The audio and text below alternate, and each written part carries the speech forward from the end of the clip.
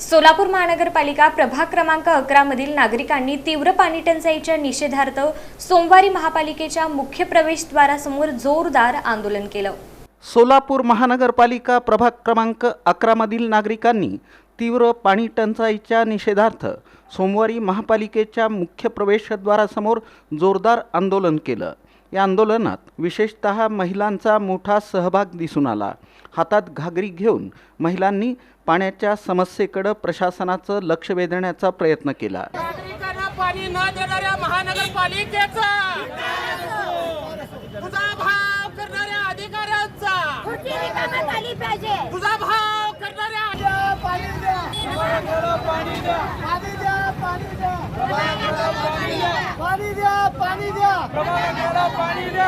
गेल्या काही दिवसांपासून प्रभाग क्रमांक 11 मध्ये पाण्याचा अनियमित आणि अपुरा पुरवठा होत असल्यामुळे नागरिक त्रस्त झाले आहेत।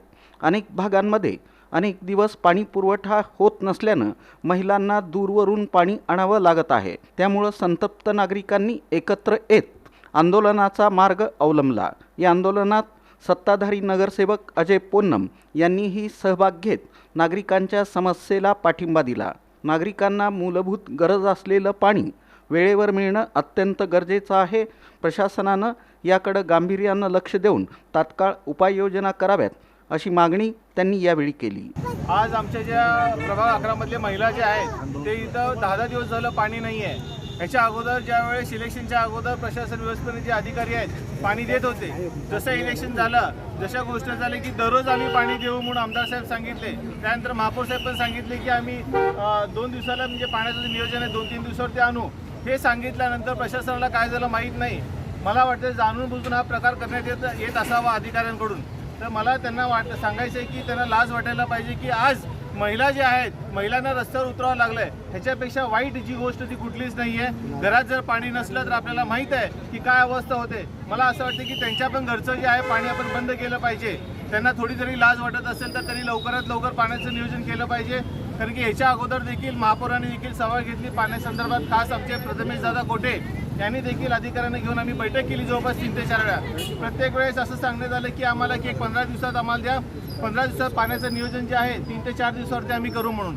पण ते 15 दिवस मला वाटतं अद्याप देखील अजून आलेले नाही आहेत। त्यांना किती 15 दिवस असे लागणार आहेत हे माहीत नाही आहे। आजची गोष्ट अशी आहे की ज्यावेळेस लाईट जी खंडित झाली त्याच्यामुळे पाणी पुरवठा पुढे गेलेला आहे। तर मला असं सांगायचं अधिकाऱ्यांना आम्ही त्यावेळेस देखील त्यांना बोललो की विजेचा जर प्रॉब्लेम असेल तर त्याच्यासाठी तुम्ही दुसरी कुठली तरी व्यवस्था केली पाहिजे ज्याच्यामुळे पाण्याची अडचण नाही यायला पाहिजे। त्यांनी एकदा सांगावं की खरं पाणी उजनीमध्ये नाही आहे का सोलापूरमध्ये नाही आहे किंवा द्यायचं नाही आहे। हो ठीक आहे।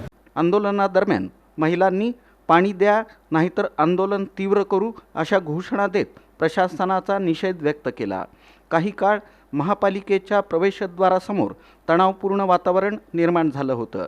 दरम्यान महापालिका प्रशासनाच्या अधिकाऱ्यांनी आंदोलकांशी चर्चा करत लवकरात लवकर पाणी पुरवठा सुरळीत करण्याचं आश्वासन दिलं।